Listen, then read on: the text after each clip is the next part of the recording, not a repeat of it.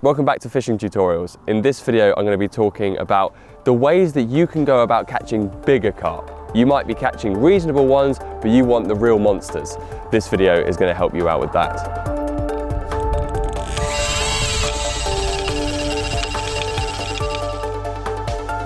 The first and most important part of trying to catch bigger carp or bigger fish of any species is being on the right location. You have to be in the right place to catch those fish. If you're on a venue that doesn't hold big uns, you're not going to catch them. Right now I'm out in America. I've traveled all the way out here to target big carp, and I'm fishing a massive body of water. And I've caught some big uns, but the only reason I've been able to do that is because they actually exist here. Where if you're fishing maybe your local day ticket lake, ask the bailiff, look on the website. Potentially, the reason you're not catching bigger carp is because they're not in there yet. Syndicates and club lakes can often provide you more challenging fishing because there's less fish in the lake, but can deliver you larger fish as a result of that. What I've tended to notice over the years is that if you're catching loads and loads of fish, it's probable that the numbers of fish in that water mean there won't be enough food available for those fish to grow to large sizes. Sometimes you're going to have to fish somewhere lower stock to find the bigger carp. The second thing that comes to mind, and probably the most important thing, is that you actually have tackle that's strong enough to land these bigger fish. There's no point going on to a very difficult lake, finally hooking into a fish and losing it because you haven't got strong enough line, quality hooks, or your reel, your drag on your reel isn't up to scratch and you lose it for that reason. So tackle up with kit that you're confident in, stuff that you know won't let you down. And when that day finally comes and you hook the fish of your dreams, you're giving yourself the best chance of landing it. The next thing, which is also related to tackle, is how important it is to conceal your line, your hooks, your leads, whatever.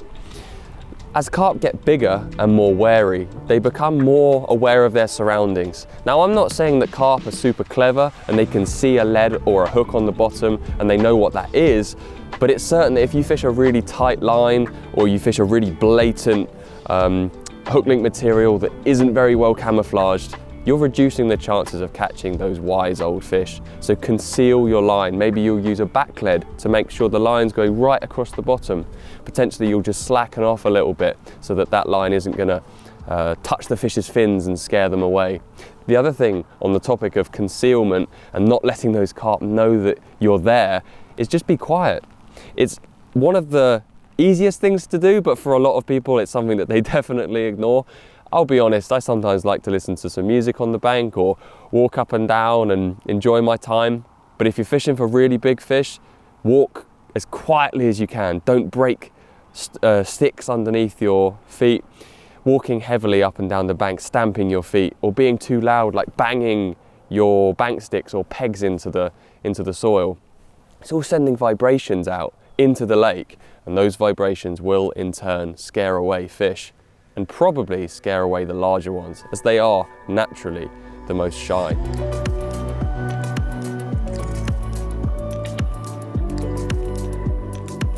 This one is not little. Look at that one, dude. Fat. It's very fat. It's like your other one, the 37, but with a little bit more fat on it. Observing the fish is another thing that will really help you pick out larger carp.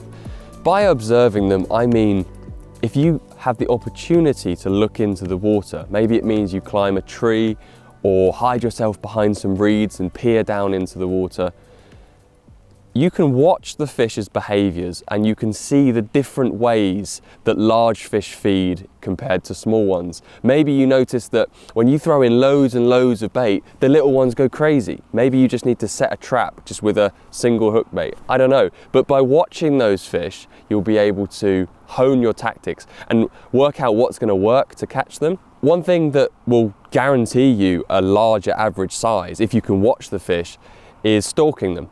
If you only cast your free-lined worms, maggots, or sweet corn in front of the big fish, you're only going to catch large carp.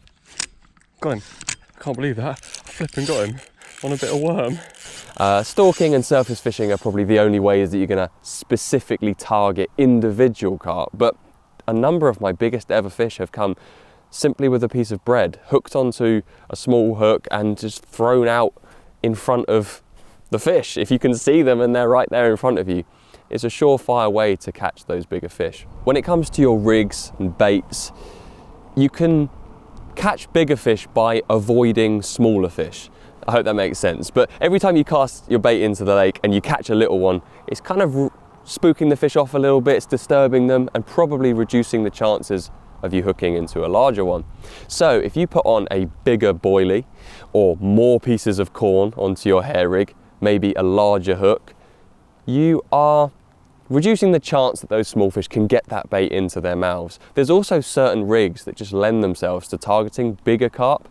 Rigs that are stiff, rigs that use a large hook. Things like chod rigs work quite well for big fish too, simply because they're quite crude. The stiff material makes it less likely for a small carp to get hooked. They kind of touch it with their mouth, trying to get the bait in their mouth, but they'll spook off it more often than not. In the underwater filming that I've done, I've noticed that chod rigs, stiff hinge rigs, anything that revolves around extending the shape of the hook or using a large hook just seems to put off those small fish. And if you can get past those little ones, then when you finally get a bite, it could be a bigger one. Another thing which I forgot to mention before, and I've noticed this very clearly on venues like this, which are big reservoirs, deep at one end and very shallow at the other, is that you can get small fish areas and big fish areas, particularly in the spring. There's a certain time each spring where all the male fish just seem to move towards shallow water. They're excited about spawning and they gather up there, and you could fish one of these shallow bays on your local lake and pull out a load of little ones and think, why can't I catch the big ones? And it's because female fish, which grow far larger, they'll often be sat in some deeper water away from all those males. If you watch the water on your local lake very, very carefully, you will start to figure out certain areas where the big fish like to be and others where you normally find the little fish. But observation is key with stuff like this. Even on the small farm pond that I fish back home, there's certain spots, certain margins where every fish I catch down that margin is a 30-pounder. But on the same lake, if I fish in the shallows next to all the reeds, every bite I get is below 20. It's very, very interesting. The last thing that I'll say, and I'll get this done quick because it's starting to rain and I'm absolutely freezing, is that perseverance and time on the bank is the only thing that will truly make you catch big fish consistently. If you don't do the time, you don't persevere, and if you give up too easily, you won't catch those big carp that you're after.